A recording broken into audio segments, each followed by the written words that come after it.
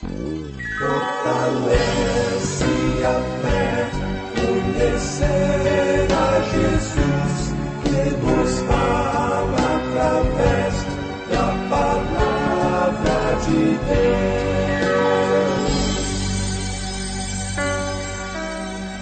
Apresentamos Através da Bíblia, o programa que leva você ao estudo sistemático e detalhado do Livro dos Livros, a Palavra de Deus.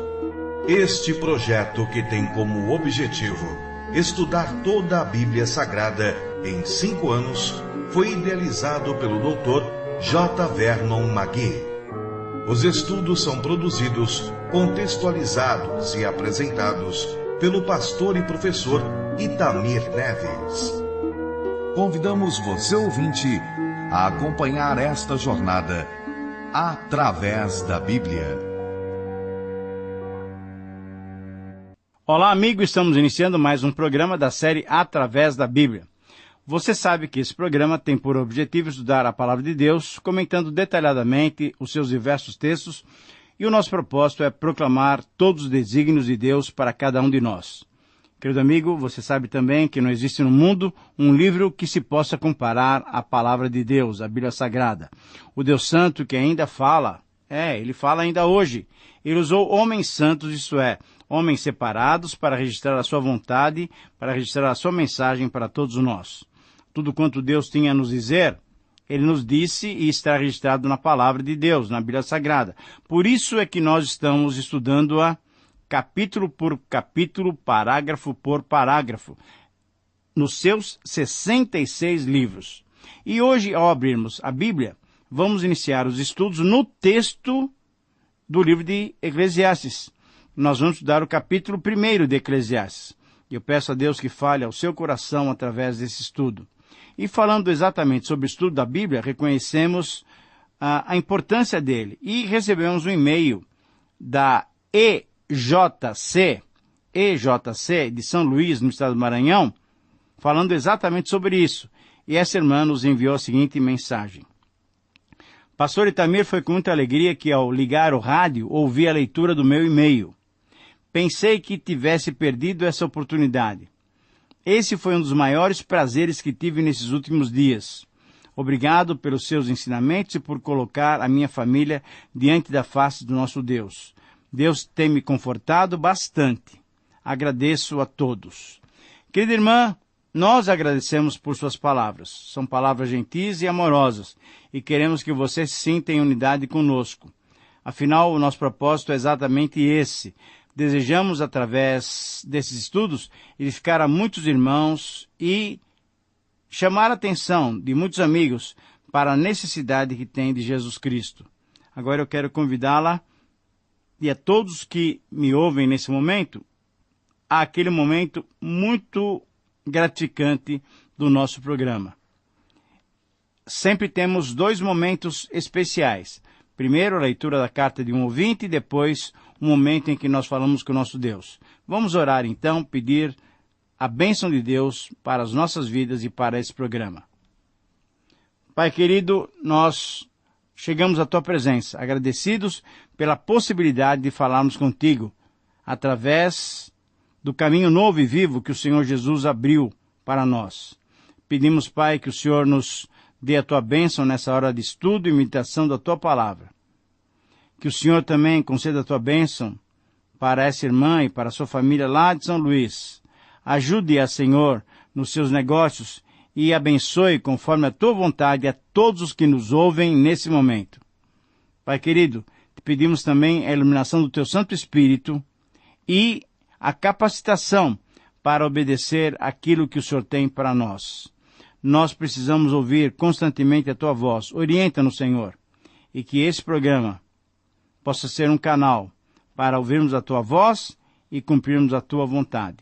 Nós oramos pedindo isso em nome de Jesus. Amém. Fortalece a fé, conhecer nosso Deus. Querido amigo, hoje temos como objetivo iniciarmos o estudo no texto do livro de Eclesiastes. Nós vamos estudar Eclesiastes capítulo 1, versículos 1 a 18. Como você deve recordar, no programa passado, quando estudamos os aspectos introdutórios desse livro, dissemos que o livro de Eclesiastes expressa o sentimento e as reflexões de um homem que não considera Deus como importante para a sua vida. As palavras desse livro nos desafiam a olhar para a nossa própria vida e refletirmos se temos dado o primeiro lugar para Deus em nosso viver ou se temos vivido uma vida sem valorizá-lo, sem considerá-lo e assim perdermos o sentido e o significado de viver. Como dissemos, esse livro de Eclesiastes é o retrato de um homem sem Deus. E para alguém assim, de fato, tudo é vazio, tudo é vaidade. A vida não tem sentido. Para compreendermos claramente esse livro, temos que saber como interpretá-lo. E a chave para entendermos esse livro é compreender que as suas palavras registram como um homem sem Deus pensa e avalia, vê a sua vida e a vida humana em sentido geral. Quando entendemos corretamente a maneira de interpretar as palavras registradas em Eclesiastes, verificamos o seu valor e aí admitimos, como alguns estudiosos o fazem, afirmando que é o único livro fascinante que os hebreus produziram. Mas, além disso, é necessário reconhecermos que o autor apresenta as complicadas experiências humanas, comparando-as umas com as outras. E assim, esse autor procede porque o quadro das experiências humanas se vê na perplexidade de uma alma dividida contra si mesma. Então, existencialmente, o livro de Eclesiastes pode ser visto como uma demonstração da transitoriedade do homem e a incerteza sobre a sua existência. Tudo se resume no aqui e agora. Para quem está sem Deus, para quem não tem Deus, para quem não tem o temor do Senhor como princípio da sabedoria, não há expectativa de uma vida com significado.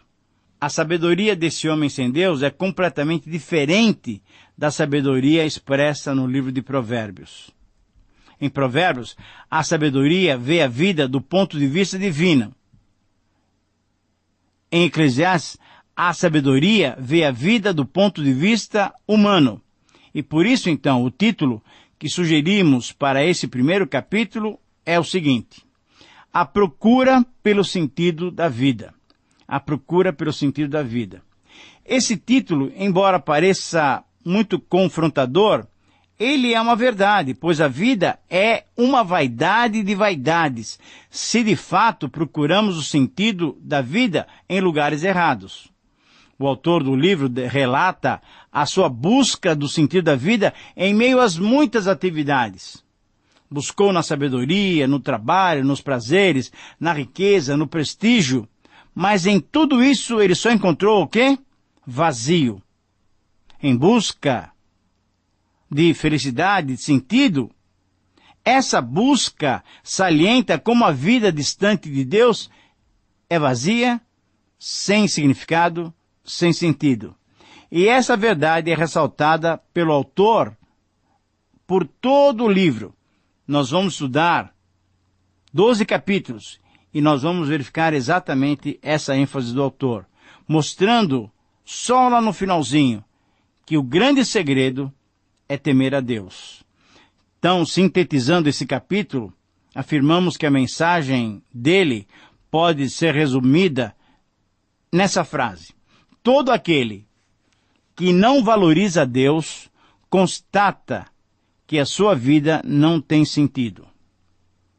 Eu repito, todo aquele que não valoriza Deus constata que a sua vida não tem sentido. E nesse capítulo nós vamos encontrar 3 constatações sobre a procura do sentido da vida. Em primeiro lugar, nos versículos 1 a 3, constatamos que a vida não tem sentido mesmo. No primeiro versículo, o autor se identifica e, como tínhamos mencionado nos aspectos introdutórios, somos de opinião que esse autor foi Salomão, filho do rei Davi, rei de Jerusalém. Veja bem, depois que o reino se dividiu, a parte norte foi chamada de Israel, e a sua capital era Samaria, enquanto a parte sul foi chamada de Judá, e a sua capital era Jerusalém. Nenhum rei de Israel reinou em Jerusalém depois de Salomão. Quem reinou em Jerusalém foram os reis de Judá. Além disso, ao se identificar, o autor também se qualifica ao descrever-se como o Correlete, isto é, o pregador, o mestre, o sábio que reunia diante de si um grupo de ouvintes para lhes ensinar aquilo que tinha aprendido, aquilo que ele tinha adquirido com seu conhecimento e suas pesquisas. No verso 2, o autor introduz e destaca de forma explícita o seu argumento de que depois de sua busca, ele só encontrou vazio. Nesse pequeno verso, ele repete a palavra vaidade por 5 vezes, dentre as 37 vezes que ele a repete por todo o livro. Em outras palavras, o autor está afirmando que tudo não passa de uma grande inutilidade. Vaidade de vaidades é um hebraísmo, que significa a vaidade mais acentuada. Na verdade, quando vemos essa ênfase tão clara, temos que reconhecer e admitir que a vida sem Deus não vale nada. A vida só vale a pena somente quando está baseada em Deus e na sua palavra. Nada que o homem tente fazer sem considerar Deus tem algum valor e lhe traz algum benefício ou valor verdadeiro. No verso 3, o autor pergunta de forma objetiva: que proveito tem um homem de todo o seu trabalho com que se afadiga debaixo do sol? Esse pensamento, que volta a ocorrer em 2:22 e 3:9, demonstra um grande pessimismo sobre a vida. Mas essa é a visão da vida de um homem sem Deus. O autor, então, nos faz refletir sobre o sentido da vida. A humanidade vive correndo.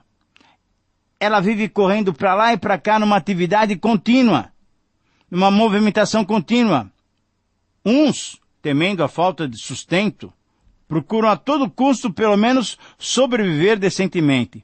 Outros, dominados pela ambição das riquezas e de tudo que poderiam conquistar, correm sem lembrar que, no dia final, eles terão que deixar tudo aquilo que eles conseguiram, eles deixarão para outros.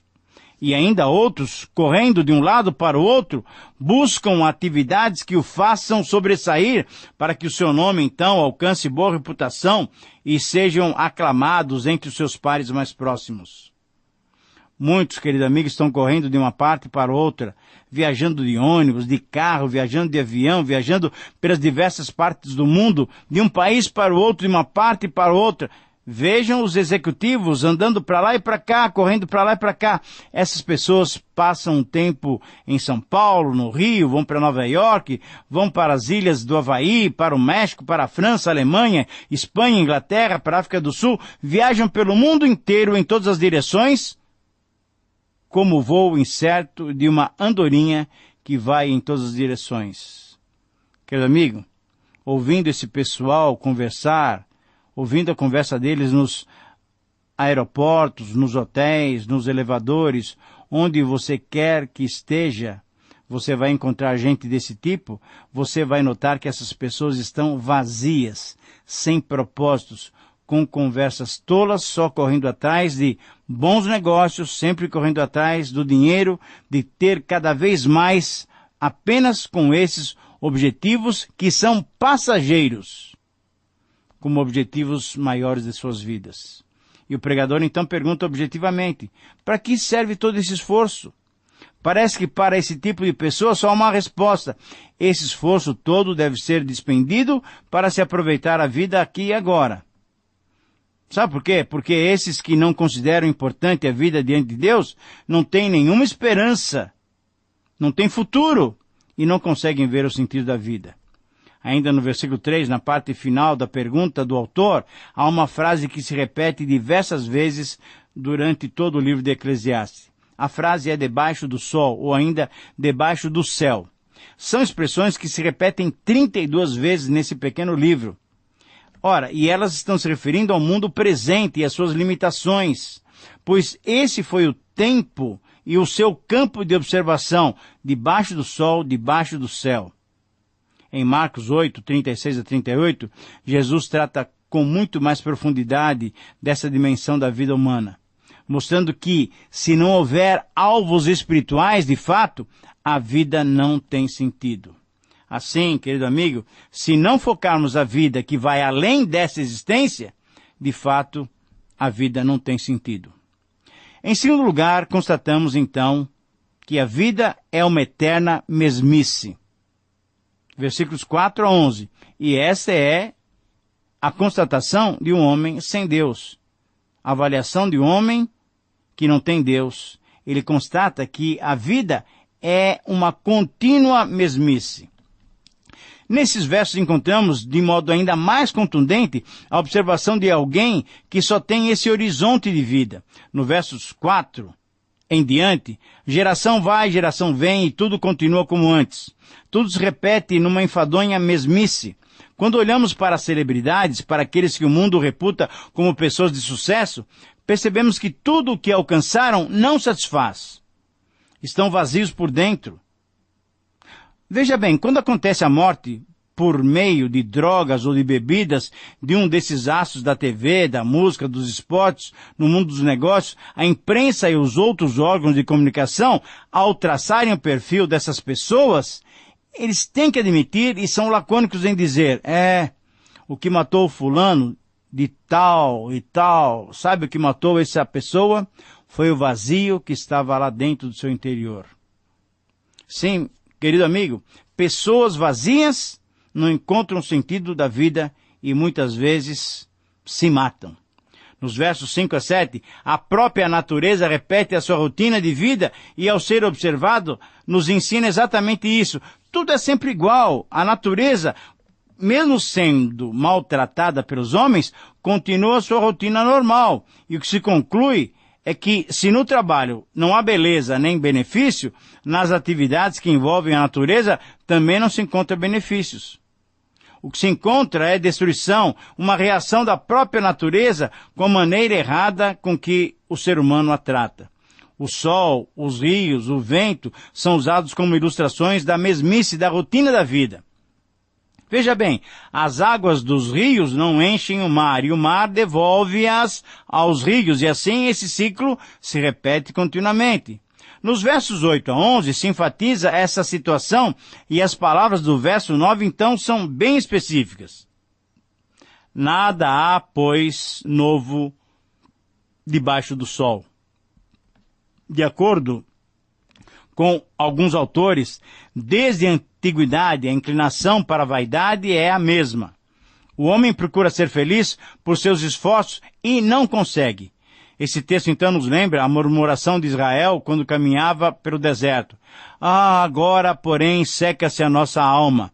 Você deve se lembrar de Números 11:6. Para eles não havia sentido na vida, pois não conheciam o grande poder e as maravilhosas intenções de Deus para com eles. Como não nos lembramos das gerações passadas, como não valorizamos a história, não reconhecemos que muitas coisas do passado voltam novamente. Se quisermos fazer uma aplicação bem prática, é só observarmos a moda. É impressionante que roupas que estavam na moda há 30 ou 40 anos atrás voltam com força e vestem as novas gerações. As roupas que as avós usavam servem agora para as netas, pois isso é chique. É bom estilo reviver o passado. É a moda retrô. Querido amigo, muitas coisas parecem novas simplesmente porque o passado é fácil e é rapidamente esquecido. As coisas antigas reaparecem com novos disfarces. A capacidade de observar começa a perceber essa volta cíclica. Percebe também dentro de si uma insatisfação com a vida. A vida para esses que não temem a Deus é um movimento rotineiro e interminável, pois para eles nada de novo existe. Debaixo do céu, debaixo do sol, tudo sempre a mesma coisa. Na verdade, apesar dos esforços humanos, permanece a aflição do espírito. Para o homem sem outra perspectiva, não há solução para o problema da felicidade. Não há sentido na vida, pois tudo é só rotina, é só mesmice. E em último e terceiro lugar, constatamos que a vida que se apoia na sabedoria humana não tem valor. Essa é uma sentença grave, mas é verdadeira. Constatamos que a vida que se apoia na sabedoria humana não tem valor. Versículos 12 a 18. No verso 12, novamente, o autor se identifica, mostrando-se como rei de Israel em Jerusalém. Além de Davi, só Salomão teve esse privilégio de governar todo Israel, sendo a sua capital Jerusalém. Mas as palavras dos versículos 13 a 15 sugerem pelo menos duas questões. Primeiro, Deus é quem impôs esse trabalho enfadonho aos homens? O homem pode mudar o seu destino?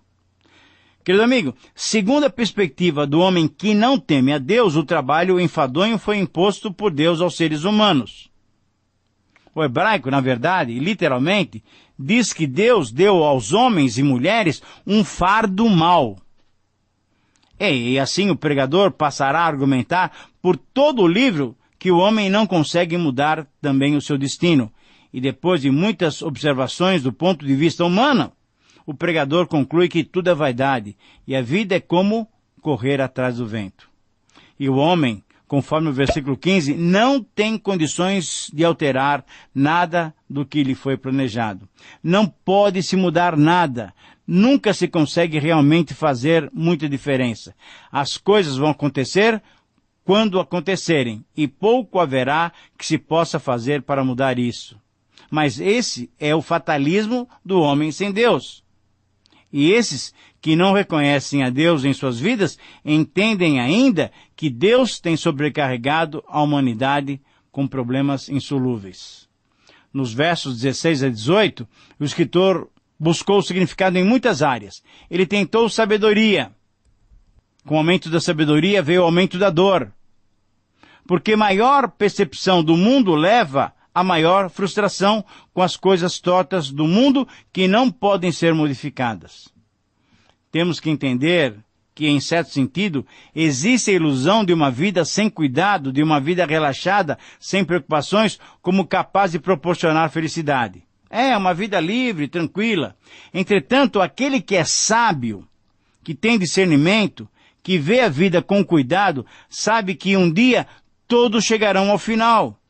Buscando então sensatez na sabedoria humana, esse que assim procede, percebe que nem a sabedoria pode superar as limitações humanas. A sabedoria tem valor, mas nem por isso ela concede aos homens a capacidade de alterar o final de suas vidas. Para o homem sem Deus, para o homem que se apoia somente na sabedoria humana, tudo está determinado e a sabedoria, o conhecimento dessas verdades, traz maior enfado e aumenta a tristeza, mostrando a vida sem sentido. Apoiar-se na sabedoria humana não dá valor ou não dá sentido à vida. É necessário, pois, perceber-se que na avaliação pessimista desse homem que vê a vida sob o prisma humano, a sua conclusão é que Deus chega a castigar o homem que se dedica ao saber. Veja que mentalidade distorcida. Quando se vê a vida sob esse olhar pessimista, as avaliações são completamente contrárias ao que Deus nos mostra. Deus sempre deu ao homem o instinto de progredir, de conquistar o inalcançável. Portanto, a busca de mais sabedoria e conhecimento é natural para qualquer um. Mas para o pessimista, para aquele que vê a vida sob o olhar humano, ele vê a própria busca por mais conhecimento como algo que é enfadonho ao ser humano. Quando o homem tem essa perspectiva de vida, podemos reconhecê-lo como alguém amargurado, alguém sem alegria, sem motivação para a vida, alguém cansado de tudo. Sabe por quê? Porque ele tinha conquistado tudo e nem assim tinha alegria de poder desfrutar aquilo que ele tinha conseguido. Querido amigo, em todos esses capítulos nós vamos confirmar que a vida sem Deus não vale a pena. Que o Senhor possa te abençoar e que o estudo de Eclesiastes possa trazer para você a convicção de que Deus tem que ocupar um lugar prioritário em sua vida. A minha oração para você é que você que não tem o Senhor Jesus Cristo possa recebê-lo como Salvador e Senhor da sua vida para que a sua vida tenha significado. E a minha oração para nós que já temos o Senhor Jesus Cristo como nosso Salvador e Senhor é que cada vez mais valorizemos e concedamos ao Senhor o primeiro lugar em nossas vidas. Querido amigo, um grande abraço, que Deus te abençoe e até o próximo programa. Terminamos mais uma apresentação do programa Através da Bíblia. Esperamos que você nos escreva dando a sua opinião sobre o que ouviu. O nosso endereço é Caixa Postal 18.113, CEP 046269770, São Paulo, São Paulo.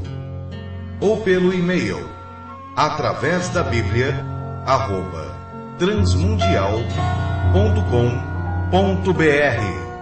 Este programa foi produzido nos estúdios da Transmundial. Meu pecado sei.